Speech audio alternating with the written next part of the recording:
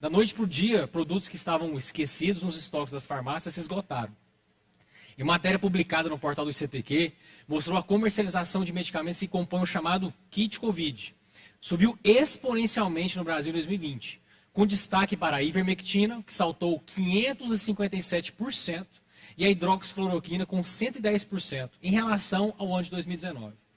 Atrelado a esse crescimento, há outros indicadores alarmantes. As prescrições de hidroxicloroquina cresceram 800%. E de ivermectina, 2.000%. Vejam bem que é apenas prescrição. E a quantidade de medicamentos que não foi consumida sem a determinada prescrição. Né? E na mesma comparação com o período, né, segundo os dados, esses dados são do Conselho Federal de Farmácia. Então o resultado é lotação de hospitais, operando no limite ou além de suas capacidades, não só com pacientes afetados pela pandemia, mas também por intoxicações, às vezes associadas a um quadro clínico do vírus, mas outras vezes não. Doutor Leonardo, hoje você atua como farmacêutico clínico hospitalar, especialmente na área de oncologia, como já foi colocado no início aqui do nosso bate-papo. Mas também atua na linha de frente com a equipe multidisciplinar, multiprofissional, acompanhando os pacientes infectados pelo coronavírus. Pensa, pacientes com câncer e ainda com coronavírus, meu Deus, tragédia, né? Então, acho que uma dúvida bastante pertinente seria qual o papel e os desafios da assistência farmacêutica, de forma ampla, claro, na pandemia e na farmácia hospitalar? Então, a classe farmacêutica hoje, ela precisa, mais uma vez eu quero reforçar, assumir que entende de todos os medicamentos que tem dentro de um hospital ou de uma drogaria ou o que quer que seja. Eu sou farmacêutico clínico e aqui eu sou farmacologista, mas é aqui que vem a minha preocupação, porque é aqui que eu amo atuar, que é frente a paciente. Então, quando estamos diante de um paciente, temos que saber que diante daquilo ali, tudo que passou pela Anvisa, pelas pesquisas, como foi muito bem relacionado, é onde chega o nosso olhar até o que podemos fazer para garantir a melhora do quadro do paciente. A atenção farmacêutica vem crescendo cada vez mais. É exponencial o número de pessoas interessadas em farmácia clínica, em farmácia terapêutica e o que quer que seja. Então, diante desse cenário, nós farmacêuticos, atuantes, por exemplo, como o meu exemplo, em um hospital, eu preciso ter ciência de tudo que está sendo dispensado para o meu paciente. Eu tenho que entender que aquele medicamento ali pode fazer um benefício imenso até a ascensão de cura, ou eu posso fazer meu paciente ter uma degradação e piorar ainda mais a qualidade de vida dele enquanto internado ou enquanto ambulatorial. Então, o principal desafio da atenção farmacêutica é você entender o cenário. A gente está vivendo um cenário que lá na faculdade a gente aprende as doenças que já estão bem estabelecidas, com tratamentos estabelecidos. Mas agora não, a gente está diante do novo. E tudo que é novo gera insegurança para nós farmacêuticos. E se nós estamos ainda caminhando, temos que ter o respaldo de toda a farmacologia que está acontecendo e tudo que está acontecendo pelo mundo. Então a minha atuação como farmacêutico é ser muito atento a tudo que está sendo prescrito e tudo que está chegando até meu paciente. Medicamentos não são isentos de efeitos colaterais. Medicamentos mais simples ou medicamentos mais complexos, todos partem de um efeito colateral que pode acontecer. Estamos lidando com uma doença que ainda a gente não conhece todo o processo que acomete o indivíduo. Então, qualquer efeito colateral que passa despercebido, ou que o farmacêutico acaba não olhando aquela prescrição e sabendo que tem uma interação medicamentosa acontecendo ali, isso gera prejuízo ao meu paciente. E o meu foco é sempre a qualidade de vida do paciente. Eu não posso olhar para o medicamento e deixar que qualquer fator interfira, fator político, fator de crença, o que quer que seja. A minha única preocupação é a qualidade de vida do meu paciente. Se eu não disponho disso, eu não posso ser um farmacêutico, porque eu juro isso lá quando eu formo que eu vou seguir esse preceito. Então, como farmacêutico, você tem que estar diante de um cenário que é uma prescrição desconhecida, então interações medicamentosas podem acontecer, efeitos colaterais, efeitos que não estão vendo, às vezes, a olho nu, porque meu paciente pode estar muitas vezes entubado. Então é um paciente que eu não estou acompanhando, mas eu tenho que acompanhar exames clínicos. Então, como farmacêutico, eu vou acompanhar PCR, proteína reativa, porque isso garante eu controlar o nível de inflamação, de infecção desse meu paciente. Então, eu tenho que olhar esse PCR e saber se a terapia está sendo eficaz. Eu tenho que olhar um exame e saber, por exemplo, que se ele está com uma neutropenia, ele tem uma maior chance de uma complicação por outros agentes patógenos.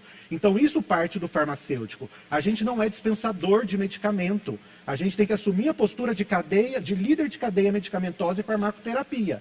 Enquanto assistirmos a nossa atuação sem ser tão presente e marcada na equipe, e eu sei que é difícil a gente impor nosso comportamento para a equipe e ser aceito numa equipe multidisciplinar, mas eu venho acompanhando isso, a evolução, e cabe a nós, farmacêuticos, sermos incomodados com essa nossa posição atual e querer modificar isso. Enquanto aceitarmos o bastidor, a gente vai ficar lá no canto. Mas se a gente der nossa cara, mostrar a nossa terapia, mostrar que entendemos de medicamento, a atenção farmacêutica vai ser muito eficaz. Com isso, podemos fazer notificações de efeitos adversos, isso para chegar onde a gente tem hoje. Se a gente não notifica uma reação adversa, que eu estou assistindo, você farmacêutico de drogaria, você de hospital, quando o paciente relata uma reação adversa, quando você notifica essa reação, você está mostrando a fragilidade, talvez, de um medicamento que pode ajudar toda uma cadeia. Então, isso é função do farmacêutico que está diante desse quadro de Covid. Vigilância, né? Sim. Então, diante de medicamentos para intubação, midazolam, fentanil, medicamentos que têm uma interação muito grande, medicamentos que estão sendo controlados para inflamação, e tudo que está acontecendo, se não tiver um olhar técnico e clínico para essa prescrição, com certeza alguma coisa vai passar e isso pode gerar um prejuízo ao meu paciente. Então, o principal relato de farmacêutico, e eu espero que todos tenhamos isso, é olhar para o nosso paciente. Ter o olhar de que isso que eu estou fazendo é para tratar a qualidade de vida do meu paciente. E é só isso que importa para nós farmacêuticos, que somos profissionais de saúde. Muito bom. E aí, aproveitando aqui, o que você tem visto dentro dos hospitais, né, das UTIs, você atua dentro da UTI, né? Sim. Em relação ao colapso e ao caos, à falta de leitos. Sim. O colapso, de fato, a gente achou que a gente tinha passado por ele na primeira onda. E hoje a gente tem o pior cenário do mundo, do Brasil, em toda a situação da coronavírus. No estado de São Paulo, por exemplo, na cidade de São Paulo, são pedidos 900 leitos de UTI por dia. E uma taxa de atendimento, às vezes, de 2, 3, 5 leitos. Não temos mais leitos para pacientes. Não temos leito e, junto com isso, tem o colapso dos medicamentos. O que a gente está percebendo, e eu como farmacêutico tenho uma inquietação muito grande, é que a gente sabe que para amanhã a gente tem medicamento. A gente tem medicamento para intubação, a gente tem medicamento para controle de dor, mas a gente não sabe daqui uma semana. A gente não sabe daqui 2 semanas.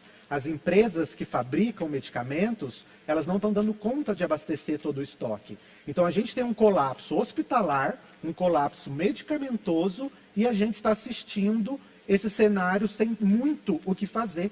Porque de fato chegou num ponto que ficou muito complicado agir, a doença está muito disseminada. Então isso nos coloca num cenário de UTI lotada, de pacientes cansados, de pacientes sem intubação, que precisam de intubação. Estamos assistindo pacientes irem a óbito sem o direito de ir para uma UTI, sem o direito de ter uma medicação ou uma intubação que melhore o quadro. Então isso, para nós profissionais da saúde, tem que ser o ápice de dor, de incomodação, porque estamos assistindo mortes e sem termos o que fazer. E aqui eu quero puxar uma ressalva para falar que, além do colapso de saúde, temos um colapso de profissionais de saúde. Estamos diante de profissionais de saúde extremamente cansados, ora ovacionados e aplaudidos em janela, ora totalmente banalizados, e até casos de profissionais de saúde sendo agredidos em metrô porque falam que estão espalhando o vírus. Então, além do colapso de saúde, a gente tem um colapso no sistema de profissionais de saúde, porque isso gera um cansaço muito grande. Você lidar com uma coisa que você não consegue resolver, porque você não tem nada que te ajude no momento, você não tem leito para colocar paciente, você não tem medicamento para dar para esse paciente, isso me coloca num cenário que para mim é a coisa mais triste que eu poderia viver como farmacêutico, e que eu não esperava que isso atingisse a minha geração e a geração da grande maioria dos farmacêuticos que tem passado. O colapso é real, o colapso acontece. Para quem fala que as UTIs não estão lotadas, eu convido a estar comigo para ver o que é uma lotação de UTI, Porque a gente ainda vê matérias falando que a UTI não, que isso é mídia, que não está tendo óbitos. E está tendo, gente. A realidade é muito triste. E antes era distante da gente. A gente ouvia um óbito aqui, outro ali, mas agora esses óbitos têm caras. A gente conhece os óbitos. Perdi amigo da minha idade, perdi pessoas profissionais de saúde trabalhando. Então, o colapso está diante de uma forma que eu tenho muito medo do futuro que está nos aguardando. Porque ainda não temos um medicamento claramente evidenciado para controle de doença. Não temos ainda um protocolo que melhore 100% a qualidade de vida. E temos várias mutações de vírus, e isso gera uma preocupação muito grande. Então, o colapso é real, isso acontece. Eu convido mais uma vez a me acompanhar e se discordem disso, e a nossa obrigação é tentar melhorar esse cenário. Então, como profissional de saúde, eu peço que vocês olhem com mais carinho para o que está acontecendo, porque é muito grave o cenário que estamos inseridos. É um relato muito forte, né? E muito preocupante. A gente fica realmente muito ansioso, temerário, a gente fica... E aí vem a síndrome de burnout, né? Que acontece muito com os profissionais de saúde. E está acontecendo bastante. Vários profissionais fazendo relatos emocionados no Instagram, assim, nos stories, falando, pessoal, se vocês puderem, nos ajude, porque a gente não está conseguindo mais, né? E... Aí vai uma reflexão, né, Ismael? Quem é a voz ativa que está entremeado em todos os bairros de todas as cidades do nosso país? Qual é o profissional que tem a chance maior de penetrabilidade? É o farmacêutico. Eu posso dizer que hoje não existe medicamento, mas existe remédio. E todos os países que aderiram, não estou falando em lockdown, mas simplesmente o uso da máscara, de higienização das mãos, tem sido uma forma importante de evitar essa enchente que eu estou vendo e a gente está presenciando no nosso país. Então, enquanto tem gente com janela aberta, deixando a água entrar, o balde azitromicina, o balde colchicina, hidroxicloroquina, está longe, é fechar a porta. E como que eu fecho essa porta? Uma das formas é não deixar o vírus tocar você. Então, isso nós sabemos já, que é através dos perdigotos. Nós estamos aqui, inclusive, agora, sob afastamento, mas logo que terminar essa live, nós todos estaremos aqui de máscara, vamos embora também de máscara. Nos arriscamos para estar aqui. Nenhum de nós está vacinado? Já está. Não está, não, né? Me arrisquei, de certa forma, de estar aqui, mas sabendo que é somente esse momento que nós vamos ficar sem o uso da máscara, e isso precisa ser disseminado através do seu estabelecimento de saúde e não apenas uma zona de comércio. Né? Com certeza. Bom, e aí, doutor Leonardo, a gente aproveitando aqui esse bate-papo, né, esse bloco que foi direcionado para o senhor aqui, como funciona, né, a utilização de terapias que ainda não possuem sua eficácia comprovada, até mesmo, em alguns casos, sendo prescritas por alguns médicos? Nós já comentamos isso aqui, mas como é que funciona isso na prática mesmo? O médico realmente tem essa prerrogativa de ir lá e prescrever o negócio e pronto, e vamos ver o que dá? Como é que acontece isso? Diante do caos instalado, e o caos faz as pessoas agirem de uma maneira totalmente, um pouco sem sentido algumas vezes, alguns medicamentos são implementados à clínica. E mais uma vez, precisamos olhar sempre a qualidade de vida do paciente e não nos apegarmos em crenças que algumas vezes nos limitam. Então, os medicamentos passam pela equipe de padronização do hospital. Então, o hospital tem uma reunião farmacoterapêutica, que é a obrigação do farmacêutico estar inserido, porque ele entende do que está sendo proposto, e alguns medicamentos, de fato, assumem a clínica. No começo, quando a gente não tinha nada que respaldava, os hospitais, sim, prescreviam hidroxicloroquina, prescreviam ivermectina, azitromicina. Então a gente passou por esse cenário, o cenário de tentativa e erro, o cenário de eu não sei o que fazer, estou vendo uma doença avançando e saiu um estudo prévio, até não tão validado, um estudo de mídia mostrando que o medicamento tinha eficácia. E vem uma problemática quando foi falado desses estudos de mídia. O paciente já chega falando como ele quer ser tratado.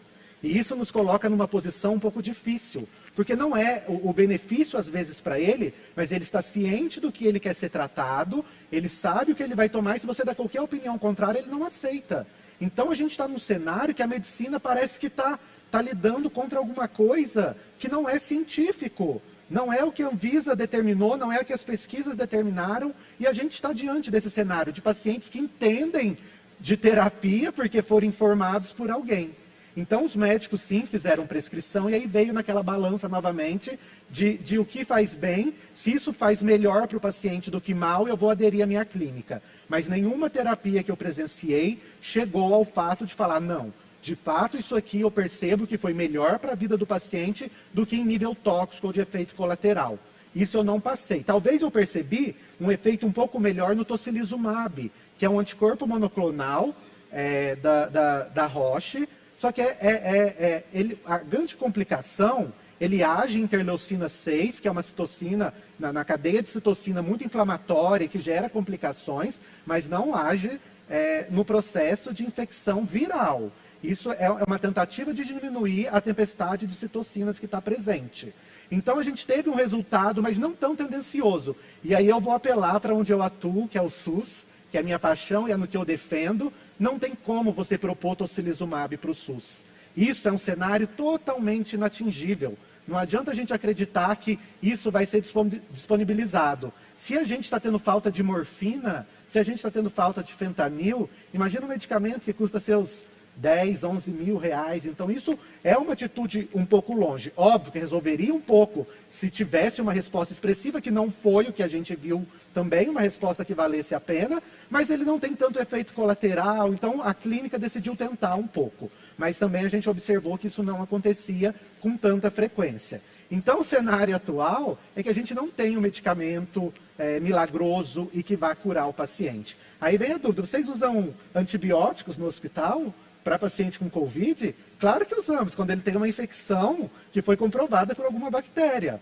O paciente que está ali entubado, ele tem uma chance de risco de contaminar com o que a gente chamava antigamente de infecção hospitalar muito alta. Ele está entubado, ele está com um dispositivo invasivo e o ambiente hospitalar tem muita bactéria. Então isso, às vezes, faz um possível foco de contaminação. Aí a gente entra com antibiótico, porque eu tenho um foco bacteriano, eu tenho que prove que eu tenho um crescimento bacteriano, então com isso eu vou fazer uma antibiótico terapia. E cabe ao farmacêutico saber interpretar também toda a cadeia de antibiótico. É sensível, não é sensível, é resistente àquele patógeno. Então com isso eu justifico o meu uso de antibiótico. Profilático, a gente sabe que hoje não tem nada que signifique a clínica utilizar, e não é utilizado.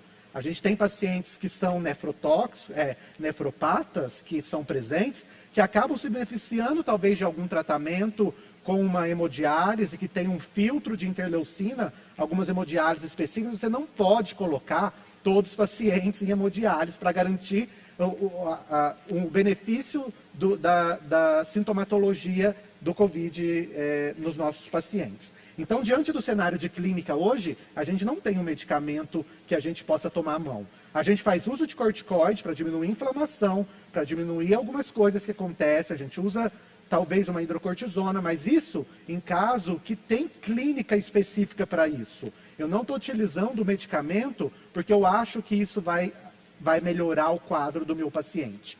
Então, os medicamentos que temos hoje são medicamentos sintomáticos, que tratam os sintomas do meu paciente. Se meu paciente tem febre, eu vou dar dipirona. Se ele tem alguma coisa do tipo inflamatória, alguma coisa do tipo, eu vou entrar com o meu anti-inflamatório, talvez com corticoide. Mas falar de medicamentos hoje, e que eu acompanho estudos, que vão garantir que o meu paciente se livre de todas as complicações, hoje a clínica não tem isso. E para mim, farmacêutico clínico, a clínica é soberana. Então, se eu não observo que a clínica está tendo resultado, para mim o medicamento, obviamente, por mais que às vezes tenha algum estudo in vitro lá atrás, como foi o caso da ivermectina, e tudo bem, a parte tóxica é muito presente. Então, como a gente viu na matéria, existem pacientes ficando hepatotóxicos pelo uso crônico de medicamentos numa dosagem acima do permitido.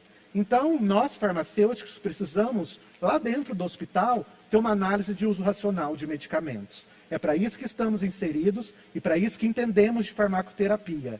Então, eu sei que o cenário é assustador, é difícil e que a gente está um pouco refém de algumas informações, mas acredito no que a boa e velha ciência prega para a gente. Que aula!